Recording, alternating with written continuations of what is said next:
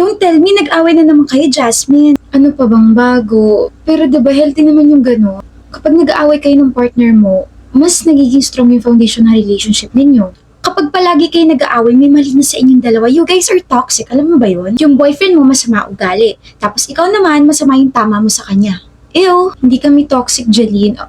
Okay, toxic kami pero hindi ganun ka-toxic. Gusto mo yata isa-isahin ko pa yung mga pinag-awayan ninyo. Sige ha, bibigyan kita ng 3. Ba't ka naka-short? Mainit, Owen eh. Magpalit ka, ang taba ng legs mo eh. Ano naman kung mataba? Akala ko ba you love everything about me? Totoo naman, I love everything about you but I want you to improve yourself. Magpalit ka, Jasmine, ng pangit eh. Sino yung yumakap sa'yo? Issue ka na naman, Jasmine. Nagtanong lang ako, issue agad. Wala yun. Sino nga yun, Owen? May binulong pa sa'yo tapos tumawa kayong dalawa and you had the audacity to hold her waist. Classmate ko lang yun. Clingy ah. Nakakasakal ka na, alam mo ba yun? Wisit. Alam mo, umuwi ka mag-isa mo, bahala ka dyan. Sabing ayoko nga eh. Bakit nga ayaw mo? Bakit ka ba namimilit? Gusto ko nga makita ng nanay at tatay ko eh. Alam mo namang matalim yung dila ko, di ba? Gusto mo ba sabihin ko sa harap nila ng pangit ang bahay ninyo? Sama-sama mo. Kung masama naman palang nagsasabi ng totoo, di sana matagal na ako nakakulong. See? Healthy ba yun? Minamanipulate ka lang niya, Jasmine. Wake up! Pero mahal ko siya. Tapos, mahal namin yung isa't isa. Tumingin ka nga sa akin.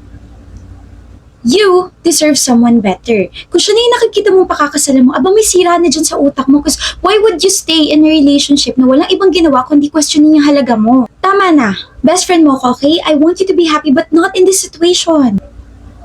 Maghiwalay na tayo, Owen. May nagawa ba akong mali? Marami. Huwag mo naman gawin sa akin to, Jasmine. We've been together for 2 years. I don't want to lose you. Di sana tinrato mo ako ng tama. Alam mo, I was stupid enough to stay dito sa relationship na to kahit na binababa mo na ako. Mahal kita. Okay? Mahal pa rin kita. But I think, Give me a chance to improve myself. Ngayong nakikipaghiwalay ka na sa akin, I just realized something. Ibibigay ko sa'yo yung gusto mo. Maghiwalay tayo, but please, let's still talk. I realized ayoko mawala sa buhay mo. I'm so sorry, Jasmine. sabi niya improve niya raw yung sarili niya. Jasmine! Pero hindi ako pumayag. Hindi ka pumayag? Bago ako natulog kagabi, nag-flashback lahat ng mga sakit na binigay niya sa akin. I mean, naging mabuti naman akong girlfriend sa kanya. But he will always find a way to mock me, hate me, hurt me. Kaya, hindi ako pumayag sa gusto niya. Ano sabi niya? Ipipilit niya pa rin daw yung sarili niya, habulin niya pa rin daw ako. Ang kapal ka mo ng mukha niya. Sobrang kapal. Tama yan. Iwan mo yung siraulo niyan. Yung mga ganyang lalaki hindi na dapat nag-exist. Single ka na? 3 weeks na. Welcome to the Single Healthy Happy Club, Jasmine! Out ka na sa toxic relationship mo. OA mo ah. O hindi yun OA, excuse me, nakakaparod kaya yun. Para ka nakawala sa headlock ng isang dinosaur. Ewan ko sa'yo. Fresh pa rin naman yung nangyari. Masakit pa rin, pero naniniwala ako magiging masaya rin ako. Kaya yan! Pero parang hindi naman masaya yung friend natin na si Jess. Jasmine, ex mo to, diba? Ha? Sinend kasi ng boyfriend ko tong photo na ex mo ngayon. Nakita niya si Owen naglalaro sa arcade. O tapos, alam ba ng boyfriend mo na break na kami ni Owen? Naglalaro siya kasama ng best friend mo, Jasmine. Magka-holding hands sila. Ito. Mga siraulo pala tong mga to, Jasmine eh. Isang ahas at isang... Jasmine? Kailan to? Ngayon lang. Baka hindi sila to. Baka kamukha lang. Si Jeline at si Owen yan. Tapos may isa pang photo na sinend yung boyfriend ko sa akin, Jazz. Scroll mo pababa. Makikita mo na nakahalik yung best friend mo sa pisngi ng ex mo. Baka naman as friends lang. Jasmine, you can't be friends or you can't love your best friend's ex, lalo na't alam nito na sinaktan ka ng ex mo emotionally. That's basically girl code. Kasi diba, paano nila magagawa sa akin to? Paano magagawa sa akin ng best friend ko to? Imposible to. Baka inedit lang to, o baka, kasi imposible talaga. Mag-holding hands, tapos, kakabreak lang namin. Diba? Hindi pwede to. Hindi to pwede mangyari, di ba? Jazz, hindi pwede itong ginagawa nila. Gusto mo bang i-confront namin sila? No. Samahan ka namin? I'll do it myself.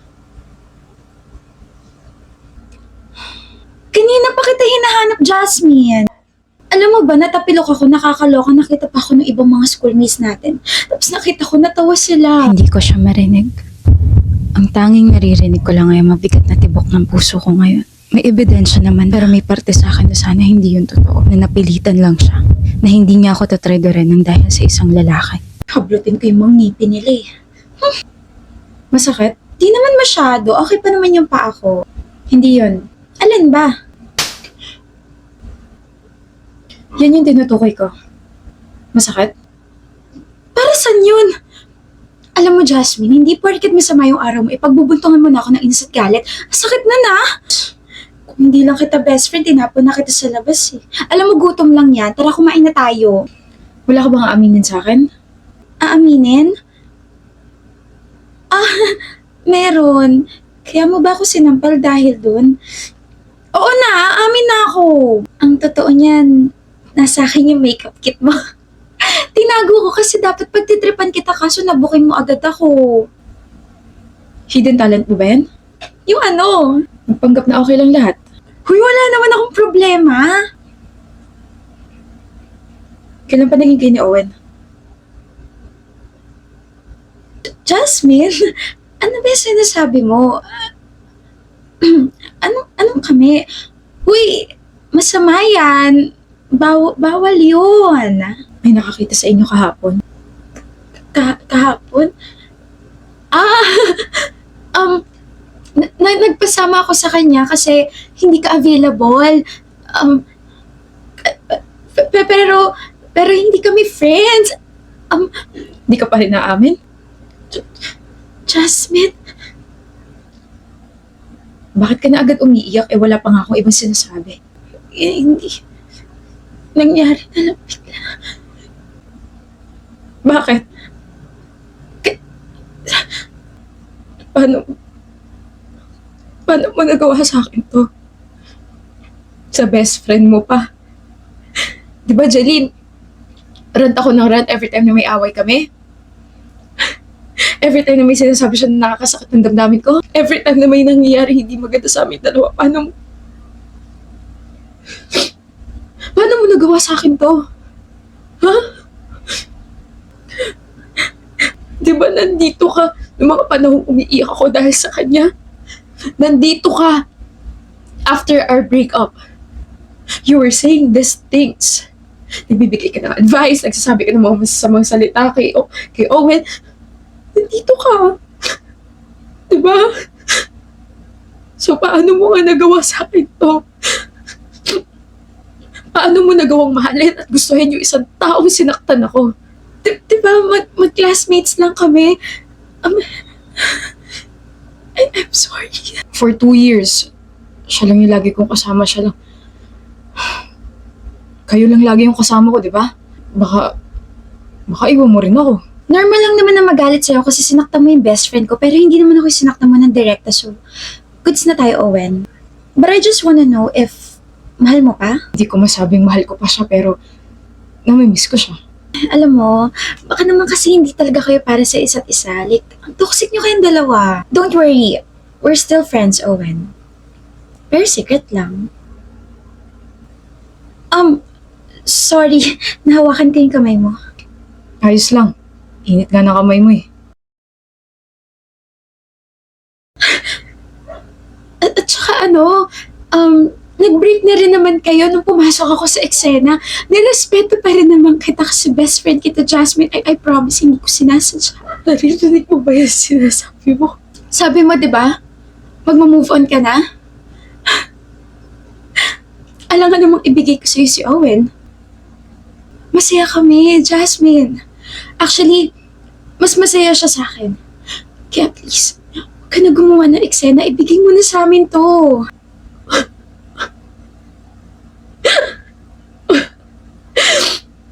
Sa tingin mo nagdadrama ako ngayon sa harap mo dahil kay Owen? Okay, fine. Given na yun. Pero umiiyak ako, nasasaktan ako kasi yung best friend ko for 7 years. 7 years, Jeline! Yung best friend ko, ikaw! Ano mo ako nagawa tayo doon? It's not about that guy. It's about us. About our freaking friendship. Hindi ka nang hinayang. Di mo ako naisip. Di mo naisip yung mga pinagsamahan natin. I'm sorry. Mukhang hindi ka. I'm so sorry, Jasmine. Buti na lang graduating na tayo, no? Hindi ko na makikita yung mga mukha ninyo. Pero hindi ko siya kayang hiwalayan. Hindi ko naman sinabi hiwalayan mo siya. Panindigan mo yan. Panindigan niyo yan, okay? Panindigan niyo yung mga panghusgang matatanggap niyo sa mga tao. Alam mo, magalit na lahat sa akin. Please, patawarin mo na lang ako. Hindi ko sinasadya, I promise. Ayoko. Kahit makalimutan na ng lahat ng nangyari na to, pues ako hindi. Kahit patawarin na kayo ng lahat, ako hindi. Sayang, Jeline. It takes two to tango, sabi nila. But if people will ask me why I decided to confront you instead of Owen, it's because you were with me for 7 years. 7 years. You were basically my sister from another mother. Ngayon wala na. Tapos na. I'll just leave my revenge to our memories. The more na maaalala mo ako, the more you will regret betraying your own best friend. You will never forget my pain, Jeline. Sobrang sayang.